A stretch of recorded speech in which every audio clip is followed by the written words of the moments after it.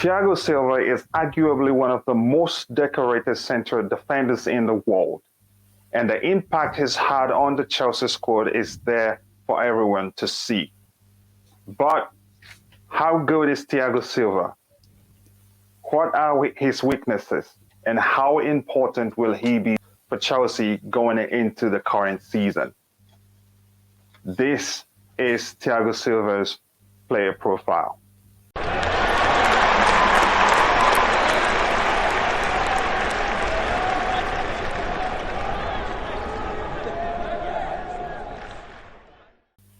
Matt, welcome back to Chelsea Perspective. Thank you, Coachila, for having me on once again. I absolutely love coming on this channel. Your ideas and your videos are so fresh, unique compared to a lot of other Chelsea channels, and it's great to take part.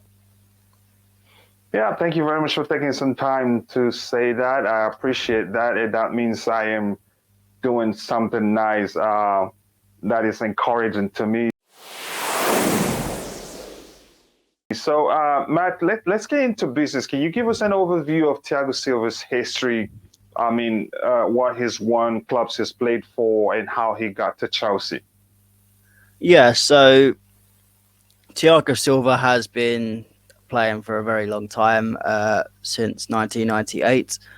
Bounced around a lot of youth academies in Brazil, and then started his professional career in 2002 for RS Football. He stayed there for a year before moving up to Brazilian side Juventude. He then stayed there for a year. He did relatively well, not anything massively brilliant, but for a young player, he did okay. He then moved over to Portugal, where he played for Porto B. He played his first season. He had an okay season, but Porto thought he could have improved some of his game. And then in 2005, he was subsequently loaned out to Dynamo Moscow in Russia. This was a loan spell that many people won't forget, but unfortunately not for the right reasons. While Thiago Silva was out in Russia, he contracted tuberculosis, and he ended up having a near-death experience and nearly passed away from the horrible disease. But luckily, he pulled through with the fight that he has, and after that, he decided to move back to Brazil to play for Fluminense, who he was in the youth academy for in his young days. He played there from 2006 to 2009, and that's where Thiago Silva really started to play really well and start to become the player he was. He won the Copa do Brazil in 2007 with the club, before eventually moving on to AC Milan, which is one of the clubs where Thiago Silva was first known in European football. He spent 3 years there from 2009 to 2012, and in that time he won the Serie A in 2010-2011 season, and he won the Super Cup of Italia in 2011-2012 season. He then moved to PSG for a sizable fee and spent 7 years with the French club. And what can I say? Within that time, Thiago Silva has won everything. He's won the league. He's won it 2012, 2013, 2013, 2014, 2014, 2015, 2015, 2016, 2017, 2018, and 2019, 2020. He also won the Coupe de la France 5 times in his time.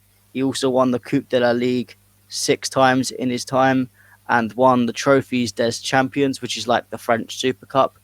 He also won that 5 times while at PSG. He then moved to Chelsea in 2020, and within his first season, he won the UEFA Champions League, as we already know, and then this season he's already won the Super Cup. That doesn't stop there for Thiago Silva. He is a Brazilian player, and he has won a couple of achievements for not just the Brazil national team, but also for the Olympics. He won a bronze medal in 2008 in Beijing, and then in the London Olympics, he managed to upgrade that to a silver in 2012. For the national team, he won the Confederations Cup in 2013, and recently in 2019, he won the Copa America. Um, Alongside that, Thiago Silva has won a number of different individual awards in his time. In 2008, he was awarded he was in the South America Team of the Year. Um, he also won for in terms of the Brazil team. He won what they call the Samba Gold Award in 2011, 2012, and 2013. While he was at AC Milan, he was in the Serie A Team of the Year 2010 and in 2011. Um, and when he was at PSG, he was in the Ligue 1 Team of the Year for 7 straight years from 2012 to 2019. And finally, he was in the UEFA Team of the Year in 2011, 2012, and 2013. Yeah, and like I said before, he's arguably one of the most decorated central defenders in world football, and I don't see anybody arguing against that. Although he's still missing the World Cup in his cabinet. Am I right? He hasn't won the World Cup, right? Yeah, it's one of the only awards in that he has not won in his playing career. Yeah, but that doesn't take away how brilliant he's been and what a career he's had. And to be honest with you, thank you for doing some research on his history. I didn't even know he had tuberculosis when he played. What country again? Russia. Yeah, to the extent that it was a near-death experience. I didn't know, I haven't heard of that before. This is my first time of hearing it. So thank you for bringing that to light so that most people that didn't know about that will get to know about that. So thank you very much, Matt. Matt, again, I appreciate the research you did to give us a very, concise but again broad overview of his history. So Matt, can you talk about his current form under Thomas Tuchel and for his country also? How has he been performing? So I mean, unfortunately, this season he hasn't really played too much under Thomas Tuchel after obviously being away for the Copa America where Brazil lost in the final. He did play very well in that competition, but unfortunately, Argentina were just that a little bit better and got the result in the final. But this season, he has played 45 minutes of football under Tuchel after coming on at half time in the Liverpool match. But even in that 45 minutes, when called upon, which for a centre back to come on at half time, it's very difficult to get into the flow of the game. He was absolutely brilliant from start to finish and showed how good a defender he was. And even up to last season, had an injury towards February, March. But once he come back from injury, again, he was absolutely sublime coming to the end of the season. There was only really one game where Thiago Silva was particularly poor, which was against West Brom. Yeah, I think that's. I think he hasn't. I mean, he hasn't played much games like he usually does in the past few years, and it all comes down to his age because he's not getting any younger. But then again, whenever he gets to play, he's been brilliant. And again, a prime example is when he came on in the second half against. He came on in the second half, right, against Liverpool. Yeah, he come on at the start of the second half. Yes, and like you did put it, whenever he's called upon, he did very well, and you could say his presence was one of the reasons why we were able to hold on till to the end of the game. So thank you very much again. Now let's talk about his abilities, Matt. What are his abilities? We know he's good, but how would you put it to the fans out there or to any Chelsea fan who would like to know his abilities in specific terms? Yeah, I mean Thiago Silva, as we've said, as his career has shown, he is probably one of the best defenders in European football. In terms of his abilities, he's got so much about him. First of all, for a defender of old, obviously starting from 10 years ago being his prime, he is such a good player on the ball. I mean, he was really ahead of his time in terms of now modern day defenders are starting to get good on the ball, but he was always good on the ball even before, and that was what you'd call a rarity in the game. He's fantastic with long passes, short passes. He's so confident on the ball. And then you look at his game. Obviously, he's quite old now. He's lost a bit of pace. But he used to have a quite good bit of pace. But he's lost a bit of pace now. But what really makes him a good defender is his intelligence and his positional awareness. We saw it with John Terry before. John Terry was never one of the fastest defenders in the world, but he'd always be in the right position so he'd never get caught out. And Thiago Silva has adapted that in his game going into his old age so that he can play at the very highest level at the age of 36, which is an achievement in itself. I mean, in terms of his tackling, he's very good standing tackler. He's a very good slide tackler, but he doesn't need it normally because he's always in the position to intercept the ball and to get in the right position, so he doesn't need to make them kind of tackles. He is quite good in the air as well, defensively, where you can always rely on him when it comes to defending a corner. Not so much in attacking corners, but he's very good defense in defense headers and clearing the ball. Yeah, but very well put. I think something you say that really highlights that is the caliber of player he is that he was ahead of his time years ago when we before the war started talking about ball playing center halves. I think he's been doing that even long before it became popular in world football. So Max, we know Thiago Silva is a very good player. We know he's good on the ball, good aerially, good.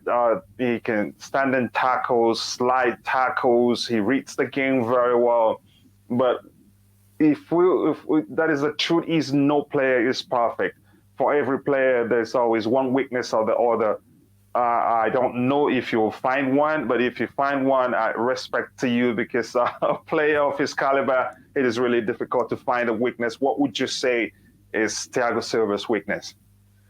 I mean, the first point you can make, and unfortunately, this is something Thiago Silva can't control, and unfortunately, it is his age.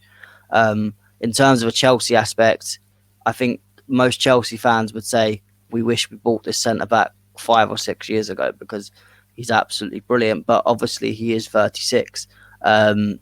He does have issues that are caused from that, such as obviously the lack of pace. But as I said, with his positional awareness and his intelligence, he kind of makes up for that. But also, the other main thing that comes from that is his injuries. Obviously, we did see he picked up a couple of injuries last season, which meant he couldn't always play for us. And I think that's something where, because of his age, he's a player that we have to manage and we can't rely on him for every single game of the season, which is, again, understandable. It's not in Thiago Silva's control, but it's just one of them things that if I'm to pick a weakness, it has to be something like that. I mean, I'd also argue, as I was saying about him being good in the air defensively, when it comes to attacking headers from corners, Thiago Silva, he just doesn't seem to be as effective as he is when defending corners. I suppose it is because heading is a lot different when you're defending a corner and when you're going to attack it. So maybe he's just not got the ability to provide a lot of good attacking headers, whereas when it comes to defensively, it's a bit more, you'd argue, a little bit easier for defenders to do. But yeah, apart from that, he's one of the, you'd argue he's arguably the perfect defender. He's just unfortunately a few years too late for Chelsea. Yeah, exactly. A few years too late for us, like you did mention. Yeah, I wish we had signed him earlier, but even if we had tried before earlier, I don't think it would have been possible, except if we were the people that signed him from AC Milan, like Paris Saint-Germain did. He's such a good player that every team would love to have him around, even as a player coach, he's great to have around. And like you mentioned, I think his weaknesses aren't something that he can control. Those are things that are bound to happen as one ages. Maybe the only specific weakness you did mention there that seems to be true to some certain measure is his ability to defend corner kicks. I think it's something that I've seen to a certain extent too, but that's by the way. And I don't know if the question should be whether he's improved. I think the question will be better phrased as how has he adapted his game as he ages? You know, if that's the case, maybe there's something to learn there because when he's on the pitch, it doesn't look like he's in his 30s at all. It just looks as if he's still in his 20s. Also, you wouldn't even know he's 36. So the question is, Matt, how has he adapted his game that he's so good even at his age at 36? It doesn't look like he is 36. He just looks as if he's in his 20s. Yeah, I mean, I kind of predicted that it would be hard to answer this question, so I have luckily kind of answered it in this kind of way. As I said, you can't really say he's improved because he is already such a good defender. But one thing I'd also make the point of, he has had to transition from the French league to the Premier League, which, as we know, is a complete kettle of fish. It's you're going up a level, and even for Serie A, he is going up above a level that he was in Serie A. So the way he's managed to do that and do that very successfully at the age of 36 is absolute testament to how good of a defender he is. I mean, the way he keeps himself like a 20-year-old is similar to how Ronaldo does it. His conditioning and fitness and recovery before and after matches is absolutely exempt. I think he's learnt it over the years, and he's learnt to keep he treats his body as a temple, and he really aspires to make sure that he is as fit as he possibly can be, and that's how he as a player has kept this longevity. Obviously, the age is going to eventually catch up to him, but he's done his absolute best to fight it as much as he can. Yeah, what a good way to answer that question. I think, yeah, he's done very well for himself. I think the lesson there is that he takes very good of himself, and that's why he's lasted so much in the game, and it's still going on actually because he's not done yet. And I think he will see more. We'll be seeing more of him in a year, even 2 years or so. But that's by the way, Matt. There's always that argument that you have to play a certain formation to get the best out of a particular player. In this case, do you think he's well suited for a particular formation, or do you think it doesn't matter the formation that you always get the best out of him, no matter where you play him on the pitch or no matter the formation the team plays? Yeah, I mean, of course, the current formation we play now, where he is in the middle of a back three, is probably the one that's most comfortable for him because he is a position where he's able to most use his passing range to spray passes, diagonal, up long balls to Lukaku, or even just across to the other centre backs. And it does help with his lack of pace. He has got cover there should he be in trouble with that at all, although, as we've mentioned, he rarely gets in trouble with that. But I will make the point, he under Lampard, he did play in a back four, and he did play that very well. He was under Lampard. Obviously, once we got to the December, January part, I think everyone dropped and the team just dropped as a whole. But in that back four, even under Lampard, where people argued that his midfield tactics didn't help the defence, he was still absolutely brilliant and didn't look his age. I think again, with the back four, I think you have to pair him with the right partner, which I think Zuma was, because he has that recovery pace to help with Thiago Silva. But you can play this guy anywhere. I mean, I could argue you could play him at any position, and he would do it because he'd do it the best of his ability, because he is that type of player. He is a leader. He is a fighter, and he'll be able to do anything with the technical. I think because obviously he is Brazilian, he's always had that technical flair, and that's what that's what makes him such a good player.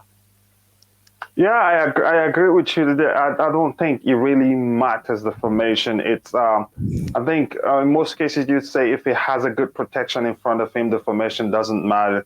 He just does his job, and even three other back, four other back, and like you did mention on the Frank Lampard when we played mostly four other back, he was also brilliant. And when the team had a deep in form, it wasn't just him; it was the team as a whole that were everybody they were all underperforming. So yeah. So Matt, overall,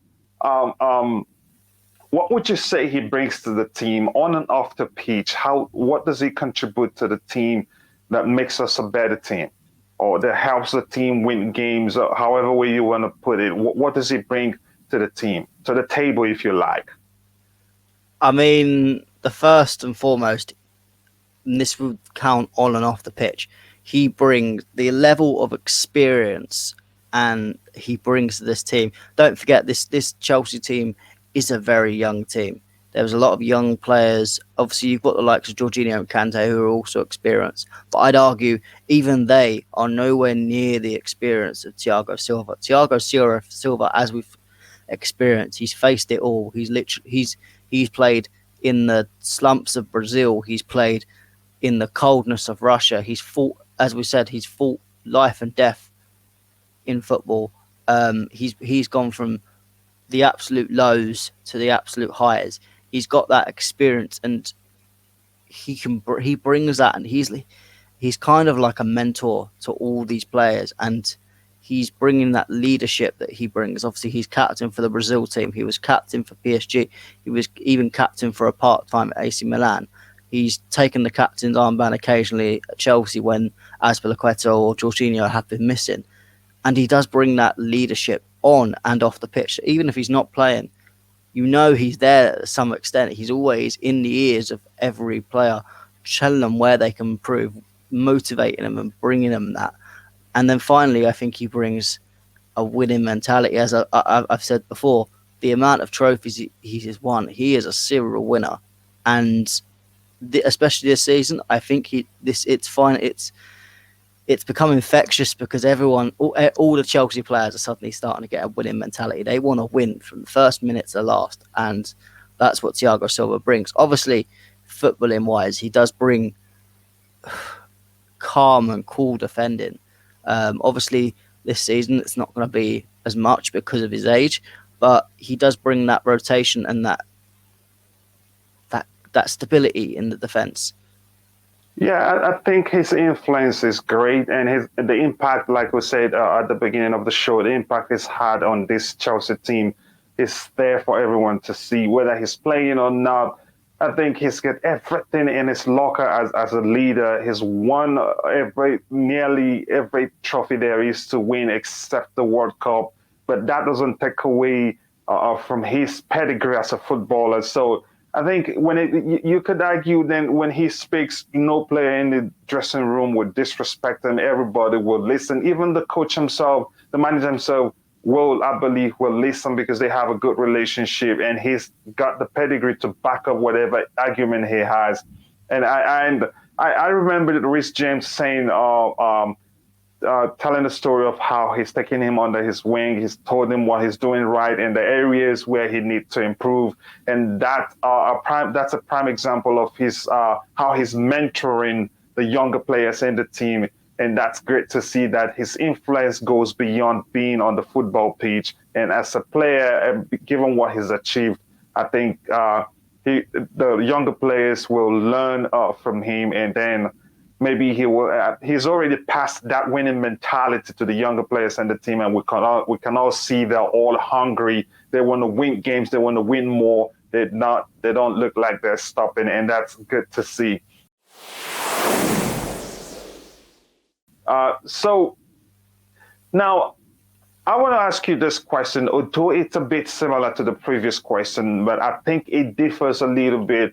The question is, how important will Thiago Silva be for this current Chelsea team going into the season? Yeah, I think this is a question that, unfortunately, I don't think he's going to be as vital as last year, and that's because, quite frankly, he can't play as much games as he did last year. He is getting to that age where he does have to be managed, and he has to be managed well. I mean, the benefit we do have is that at the moment he can't go play for Brazil because it's a red list country, so he does get that international break to relax, recuperate, and then that means it will allow him to play a bit more games. But where he is absolutely vital and important to this team is in the big games. I believe, even though you've got Rudiger, you've got Christensen, you've got Azpilicueta, Thiago Silva will be the. I know he didn't start at Liverpool, but he has been getting back since Copa America. But for the big games, Thiago Silva will play because Thiago Silva is going to be used in them big games to get this team through, because he is still the best defender in terms of ability at this club. Well, obviously, we've got to manage him through it, but that's how he'll be useful in the season. I think it'll be the big games, and he may be the difference in these big games from not getting a result or getting the result and pushing through, as we saw in the second half against Liverpool.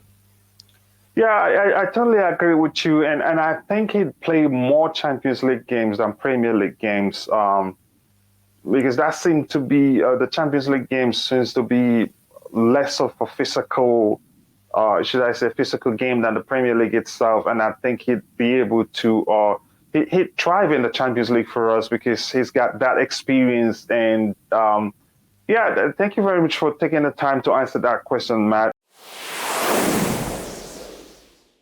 So now let's come to his future.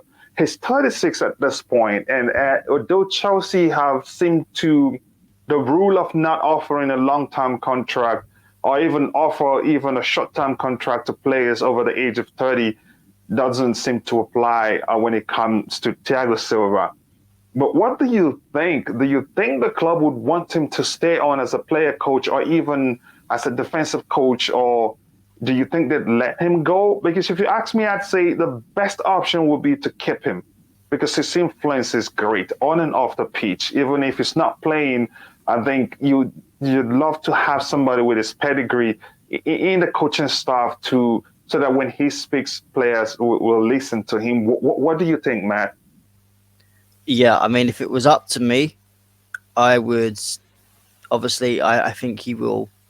We will not give him another player contract at the end of the season. But if it was up to me, I would try and keep him. If it's not a coach aspect, it will just be someone in the dressing room just to, again, it would be a coach. More like in a mentorship role. In a mentorship role, you mean? A mentorship role. Because obviously, I imagine if we did do that type of thing, he would plan to do his coaching badges at the same time and then transition into a coach.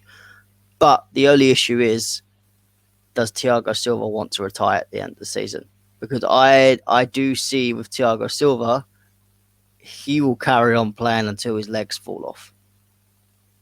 And I do think if we do not give him the contract, I do think he may make a trip back to Fluminense in Brazil and play out his final days in Brazil. I think that would be the natural path for him. I think a lot of Brazilians do tend to do that. And if we're honest, I think it would be the best for him.